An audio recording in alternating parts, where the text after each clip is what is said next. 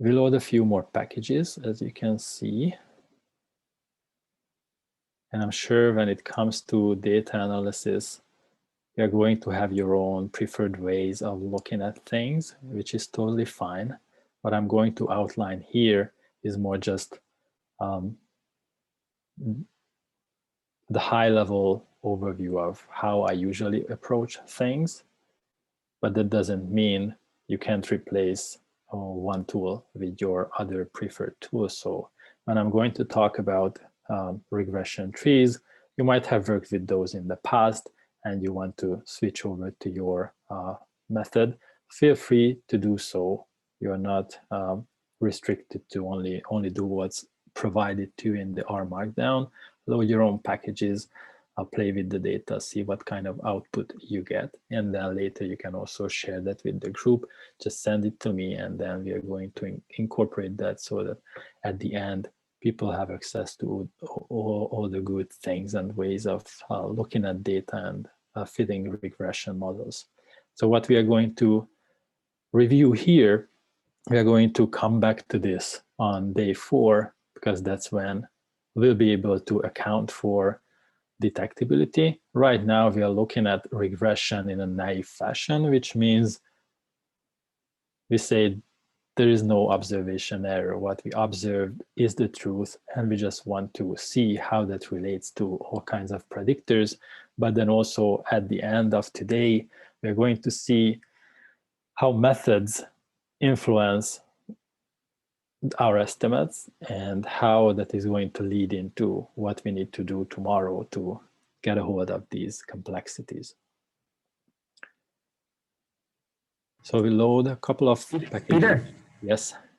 Would it be fair to state the assumption instead of assuming perfect detection, assume that there is detection error, but is constant? Yes, so maybe my comment. So you might be underestimating, but you will get the proper shape of the responses, you know, the relative magnitude. Yes, for this particular data set, that is true, because if you think by design it was controlled enough, then we can talk about relative abundance. That's true. But as we are going to tweak it a bit, you will see that once you combine together different methodologies, that might not necessarily hold any longer. So just looking at this one data set, it is fine. You can say things are 2 times more abundant here versus there, so relative abundance is impacted this way. That's perfectly fine to say, but that's because we are looking at a single project and a single methodology. So we are going to start with this assumption that we are just having a nicely organized data set. And then at the end, we are going to pretend, what if half of this data set was collected this way, the second half that way? Would we see the same kind of outcomes, or would it be impacted by the protocol? So there are a couple of packages here that might or might not be familiar to you. And I'm going to, as I said, show you some ways of doing things. And that also means there are other ways of doing things. And feel free to jump in, but we also need to pick up some pace here so that we can cover what I think is really necessary. So we still use Ovenbird. We already have this table, so I'm not going to rerun this chunk. But if you are starting fresh, just click on this one. So now we'll do GLM using a Poisson error distribution. And what that means, we're looking at count data. And as a result, we have 0s, 1s, 2s, up to 6 for Ovenbird. For other species, it might be more or less.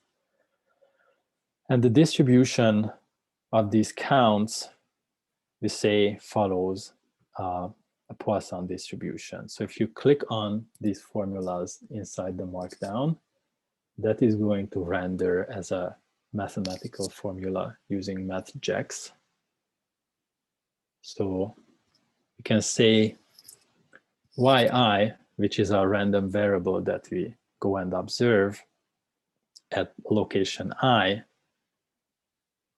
given this mean abundance, follows a Poisson distribution with mean lambda.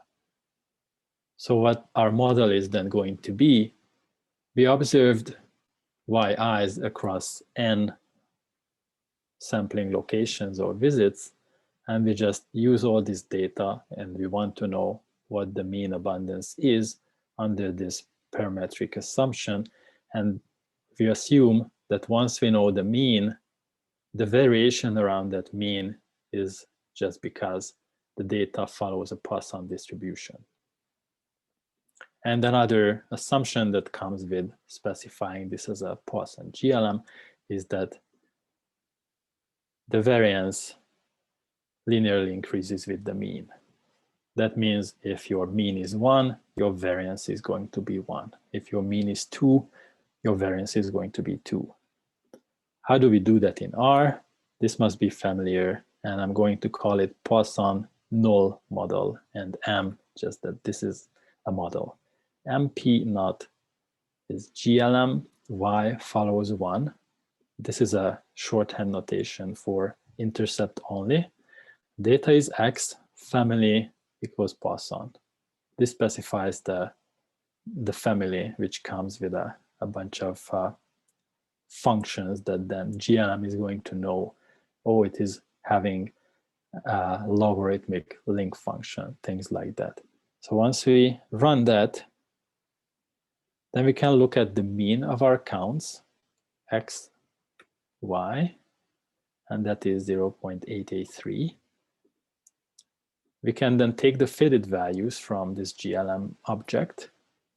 That is just under this model, make a prediction for each of the data points that was used to fit the model. So what is the fitted value for each of those? And then take the mean. This is exactly the same as the mean of the count. And then if we look at the coefficients, so our MP naught model looks like this. It says intercept minus 0.1243. So if we take this coefficient and exponentiate it, sorry, it said exponentiate it, then we see the same number as before. So the fitted value, the mean of the fitted values, and the fitted value is now a constant because we said intercept only. That's the same as the exponentiated coefficient. And why this is because we specified family as Poisson. And so we're modeling log lambda as a constant. So now the intercept is this beta naught. And how we get our prediction or the fitted value is lambda equals e to the power beta naught. So that's what we see here. E to the power coef MP 0. That is the intercept. So this is exactly what we should be doing with the inverse of the link function. The logarithmic link function is what we use to relate the observations to these coefficients on the linear predictor scale. And once we do the prediction, we need the inverse of the link function, and the inverse of log is e. So this is a quick intro into link functions, and how GLM knows all about this is that we have this family object which says Poisson link function log. We can specify Poisson with a link function of something else, but we won't go there today. Although for binomial, you might have seen logistic or other link functions. So now within this family object, we have the link function and the inverse link function. So when we try to say, give me the fitted value or do a prediction, this is what the methods are going to call for link functions and the inverse link functions. And why you see other things besides exp is because this is a more robust version, so you won't end up with like NAs that often if you have really high numbers. So if you look at the summary,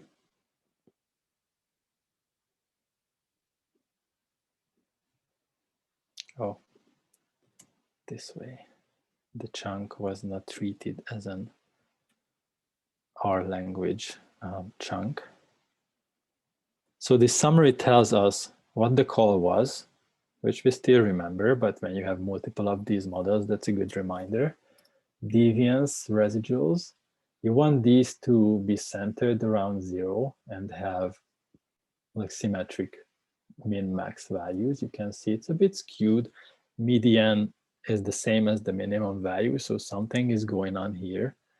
This residual variation is probably not quite right. Then we get the coefficient estimate, standard error, and associated p-values, which is really meaningless for an intercept term, but is really useful for anything that is not the intercept, and we'll come back to that later. And then you see the residual deviance and the degrees of freedom, and under the Poisson distribution assumption, these should be similar, and you see residual deviance is higher than the degrees of freedom. So we need something more than just the intercept. So what can we do? How can we reduce this variation that seems to be there in excess of what we would expect based on a simple Poisson? You can introduce some random effects, but let's not go there right away. Let's try to see if there is something in our sets of covariates which might reduce this variation to acceptable levels. And if that still not helps, then we might revise. Instead of Poisson, we might think about something else. So let's explore covariates. We have quite a large number of covariates. So usually, if you don't know enough about the species biology, or you just want to confirm what you know is coming out of the data, you can go with some kind of non-parametric method. And here we are going to use the C3 function from the Partikit package. And C3 is a classification and regression tree implementation. Let's just see what happens.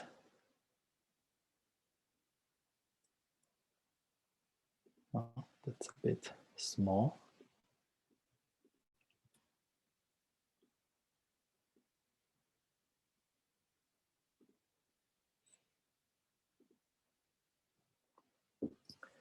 It's okay, now we can see it. So what a regression tree means is we take the,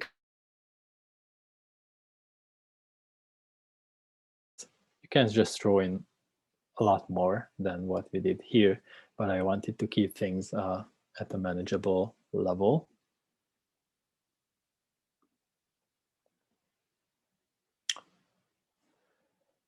So once we have that regression tree model, what it does is it takes all of these columns that we specified and tries to find a split. And so that split should lead to the most difference between the two sets of the y values. So it's trying to find the best split along here for deciduous values. If it's less than 28%, then it goes to the left side. If it's greater than this, then it goes to the other side. So this is where we end up with larger counts. And what's missing from here, you can read the labels but can't see the graphs. Here you can't read the labels, you can see the graphs. So on this part, you see the higher values. Here, you get the lower values. So if you follow this decision tree, deciduous is less and less and less. So this is where you have no deciduous trees surrounding the point. And towards the right, you get the deciduous forest, but as you see, something else comes in, coniferous forest or roads, that is modifying your abundance. The most important thing, what we're going to concentrate on, is that the amount of deciduous forest surrounding the point is going to be very important. So I'm not going to spend any more time on these non-parametric methods and machine learning algorithms, but a couple of buzzwords you might have heard or used in the past: random forests or boosted regression trees. There are great packages and support out there using the BRT or GBM, Dismo, and random forest packages. So if you want to look into those, then those are great pointers. So let's just now go back to GLM. Now we've learned that the SID column is really important. So let's treat it as a main effect. We don't add the intercept, although we could. If we say 1 plus deciduous, that is going to be the same. So by not saying remove the intercept, which is -1, the intercept is going to be there. So let's just stay with this. And if we fit now this MP1, our first non-intercept only model, then we again get the mean counts, the mean of the fitted values, which is still the same. But now we have two coefficients. So how is that fitted value calculated? Now if I look at the fitted value, this should be P1 actually. Mean fitted P1, that's still the same. So if I look at the summary of fitted MP, the null model, it's all constant. If I look at P1, it goes from 0.3 to 2.6. Still, the mean is the same, which is to be expected because otherwise GLM wouldn't really do a good enough job if the observation mean wouldn't equal the predicted mean.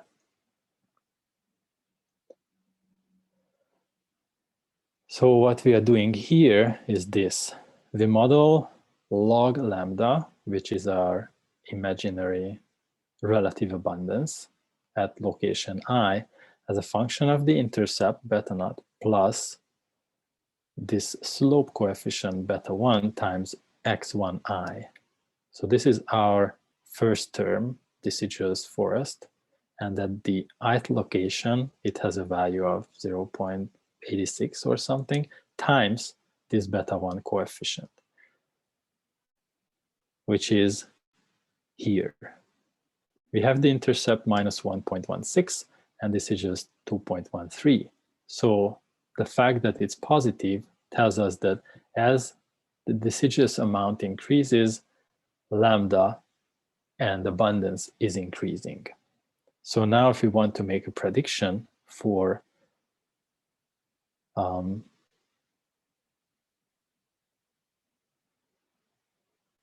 lambda, we need to take into account not just the coefficients, but also the values of x. And if we want to visualize that relationship, there are different ways, but I'm going to show you one particular way, which is a really nice way of understanding how prediction is really happening here. So we're going to make a vector called death, like deciduous, from 0 to 1, which is the proportion by these 100 steps. Let's just create that.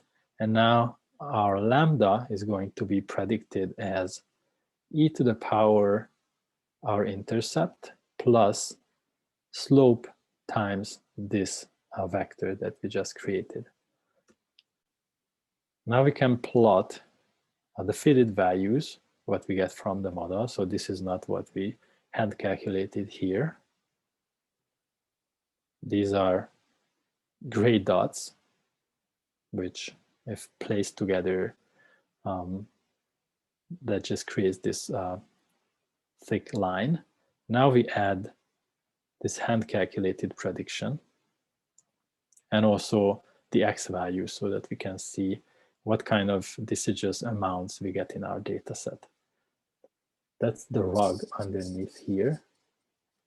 So if you see that values are only covering portions of the whole extent, then you should be careful with extrapolation. Here, that doesn't seem to be an issue. We get all kinds of proportions. and the prediction coming from the model and our hand calculated red line matches perfectly. So this is really what the fitted or the predict function is doing. It takes the coefficients and the predictor values and combines them together in this linear fashion and then applies the inverse link function. And that is going to be our prediction. So keep this in mind. And there are some technical difficulties we are going to discuss later around GLMN prediction, but this is the main concept to remember. Once you have the coefficients and you know the predictors, you can make a prediction. So now, again, print out the summary and see if something has improved. Still get quite asymmetric residuals, but now at least the median is not the same as the minimum value, so some improvement. We have residual deviance now a lot less than used to be, so we are getting closer to the degrees of freedom. It is not quite there yet. Another thing to discuss here is this p-value. So what that p-value is telling us is that how significant this effect is. And for that p-value to calculate, we need to look at the estimate and the standard error. Now imagine that you have this estimate and some normal distributed line around that with this standard error, and whether that includes 0 or not. That's the null hypothesis, is that the effect is 0. So if we cannot conclude that this effect is significantly different from 0, then we might say, well, that covariate has no use, let's just drop it from the model. But deciduous effect is significant. And for anything that is a main effect or an interaction, asking, is it different from 0 and how significant that difference is a meaningful question. For the intercept, however, that doesn't quite make sense. It's like asking, is abundance the same as 1? And that's not really the right question to ask. Whatever mean abundance is, that's what it is. So we're not really using this p-value ever. It is just there because that's how we print out the summary table. But really, you shouldn't think a lot about if this is not significant. That's just the intercept, and that's required so that we get the right prediction. Now, if we want to compare the two models, we can use AIC or BIC. So AIC has a certain penalty for the number of parameters. BIC includes more penalty when you have small sample size. And each of these can be printed like this. And the model with the smallest number is the one that is best supported based on this information criteria metric. And in both cases, you can see it's the model with deciduous amount, which is not surprising. And also the differences between AIC and BIC are not huge because we have quite a lot of samples. And if you want something else or a fancier output about model selection, you can use the mumin package and this model cell function, which is going to summarize the coefficients, family, degrees of freedom, and AICC, which is a small sample corrected version of AIC. So this is a third metric that you can look at. And then it also gives you the delta AICC value. So where you see the 0, that's the best model in this set, which is MP1. I provided a function which comes with this quasi R² value that you can get using this R2def function.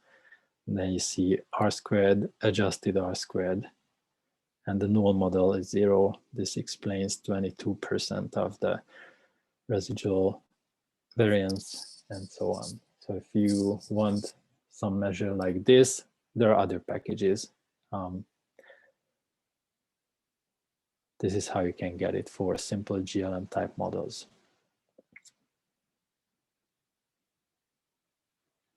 Now in the next bit, I'm going to not explain as much because really from the technical point of view, it's not really important to understand all the details of every line, what it does.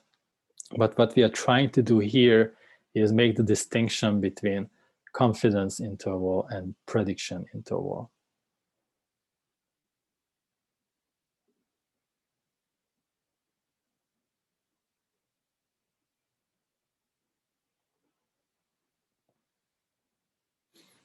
So it does a bit of simulation-based calculations, and we are trying to calculate confidence interval and prediction interval for our relationship with deciduous forest cover. And when I say type 1 error rate is 5%, then we are looking at 95% coverage, which is 1 minus alpha. And what we want is to have our observations, and if this prediction interval is correct based on our model, then we would expect that the data points, 95% of the data points would be within this prediction interval. And this is what I'm calculating here for the null model and the deciduous forest model. You can see that it's really close to 95. That means only 5% of our observations are outside of the prediction intervals. And to get a sense of what I mean by that,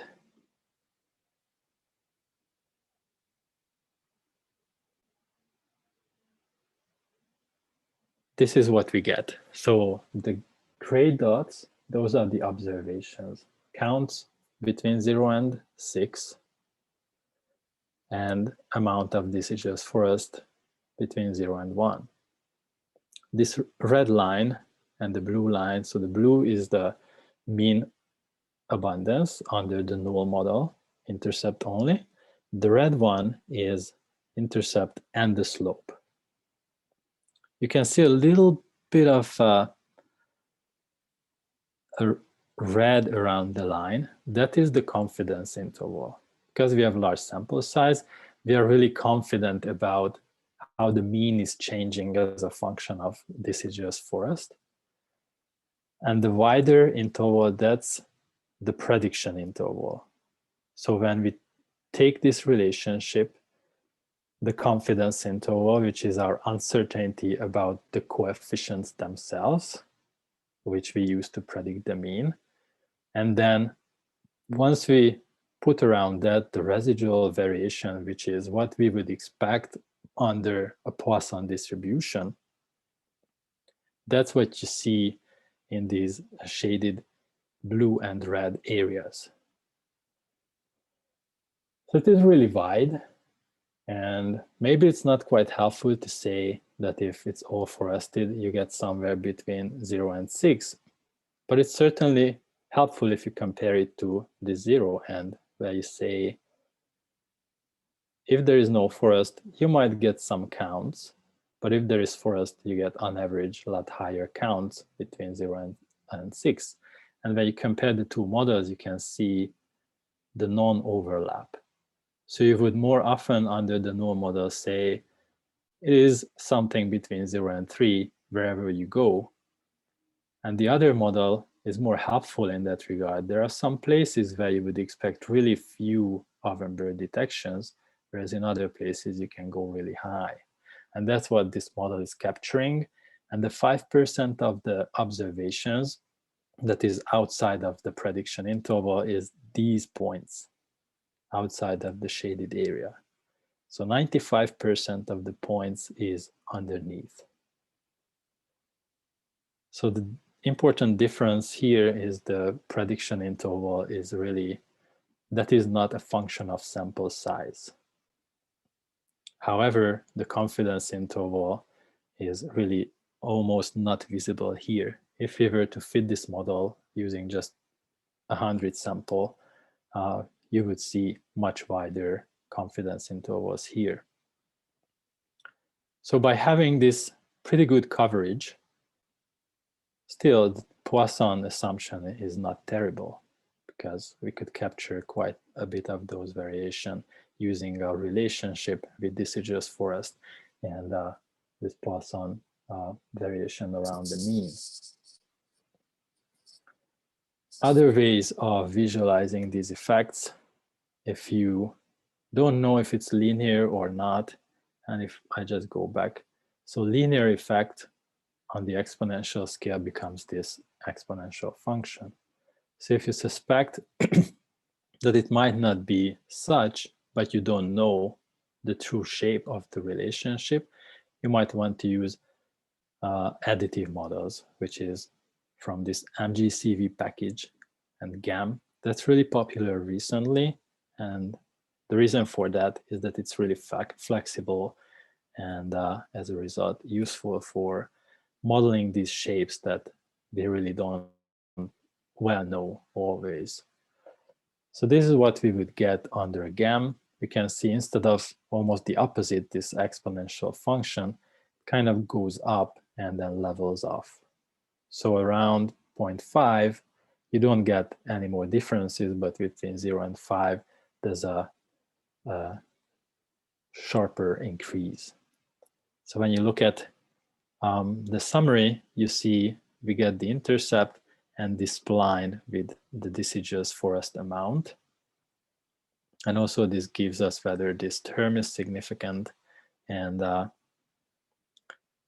how many degrees of freedom was used to fit this spline.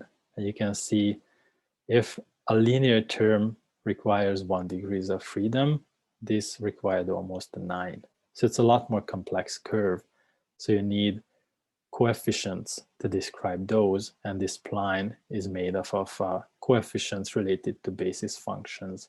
And I'm not going to explain that more. There are really good tutorials out there. If you're interested in GAMs, go find those. So we are going to now show a couple of predictions that we have covered so far.